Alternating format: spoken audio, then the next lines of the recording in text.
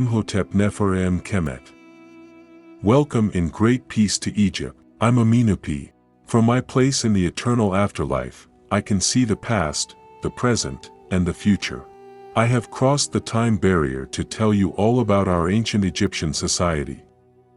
It was I who divided it into social classes and described each of them, and I put a system for knowledge organization. This idea began in the Middle Kingdom. They consider me wise, but I was doing my duty to my country, Egypt.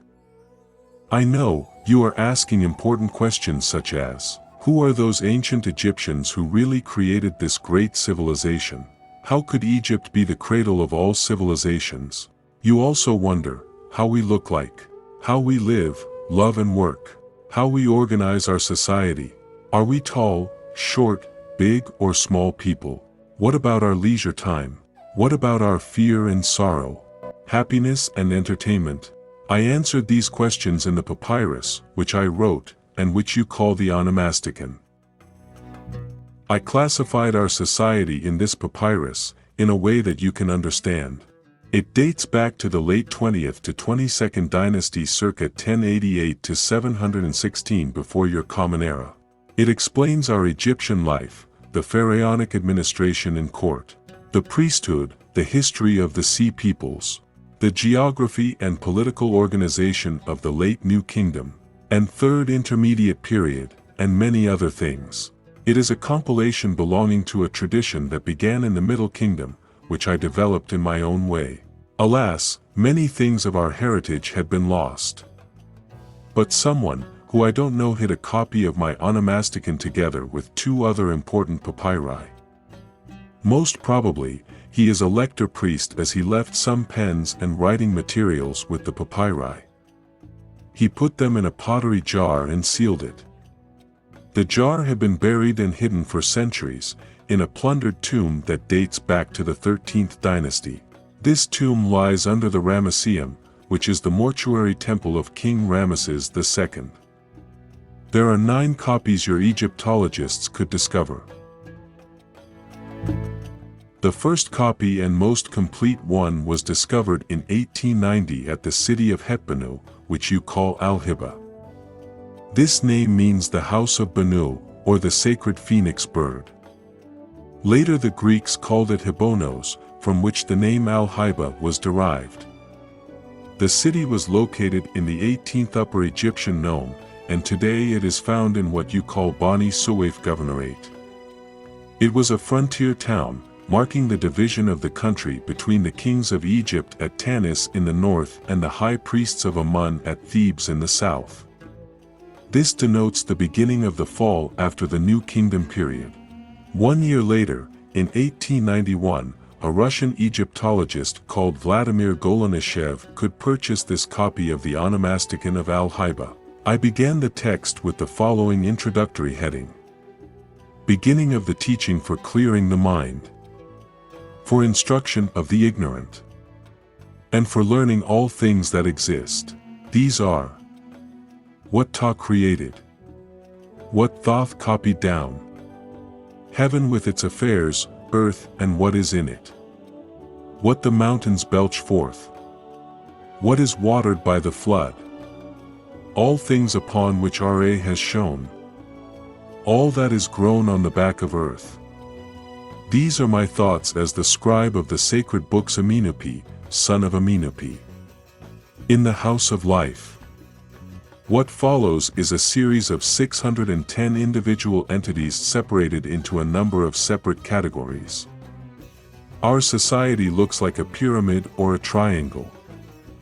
The king is on the top of this pyramid as the head of the state and the highest priest of all temples. We consider him with a high esteem as a holy person. But he has to rule the country according to the rules of goddess Maat, the goddess of justice. Under the king is the high minister who administers all governmental affairs as the highest official. Then comes the class of priests with different specialties and titles. They are responsible for managing the religious affairs, rituals, and the temple's interests and functions. Then we have the army officers and soldiers under the command of the king. The scribes represent the real nerves of the government with their talents in writing and copying reports in the administration of the governmental works. Under them are the artisans of different crafts needed for the society, and the merchants. The farmers and peasants represent the majority of the people in this social pyramid down to its bottom. They feed the country with all its needs of food and essential staff for survival. This system of our life is set complying with the cosmic harmony. This cosmic harmony is in turn established by goddess Maat, the goddess of justice, truth, balance, equilibrium, harmony, righteousness, order, and discipline. This led to what is called the cyclic phenomena noticed for the sun, the moon, the Nile River, and the dog star. Our existence as humans follows the same rule. This starts with birth, then life, conflict in life, death, resurrection, and a new birth. This new birth will be there as an eternal afterlife in the Iaro fields, I mean the paradise. The paradise could have never been than our happy experience in Kemet, our country, I mean Egypt. So, we assembled the manifestations of our life on the walls of our tombs, especially those of the nobles. We hope that all these activities will be perpetuated in the afterlife forever and ever. I compiled the Onomasticon according to the knowledge preserved in the archives of Per-Ankh, I mean the house of life of each temple, and the archives of the government as well. You can understand what I wrote from the scenes of the nobles' tombs. As well you can conclude what I meant from the writings of some foreign travelers, such as Herodotus. He came to Egypt around 450 BCE. He wrote his great book known as Egyptologist, and recorded his famous statement, "Egypt is the gift of the Nile." Some of your Egyptologists made a great effort that can explain what I mentioned in the Onomasticon. I respect very much John Gardner Wilkinson. You consider him as a pioneer Egyptologist of the 19th century of your era. He is often referred to as the father of British Egyptology. In 1821 he left for Egypt and stayed for 12 years. He wrote his book, The Ancient Egyptians, Their Life and Customs in 1837. It is the best general treatment of our culture and history in its time.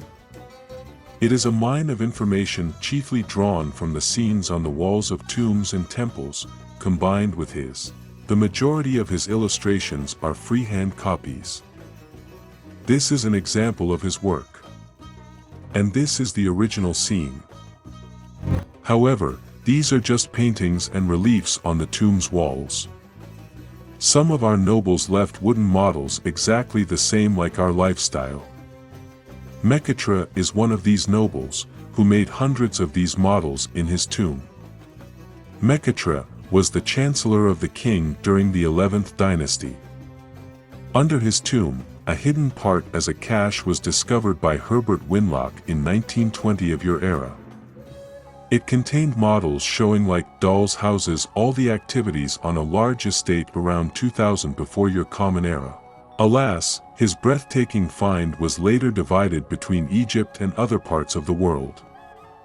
The performance of these activities represents the different classes of our society as Egyptians and our professions and crafts. In the next episode, I and other guides will escort you to reveal all these activities. The good start will be with farmers and peasants, who represent the majority of our society as I have explained in the Onomasticon. See you in the next episode.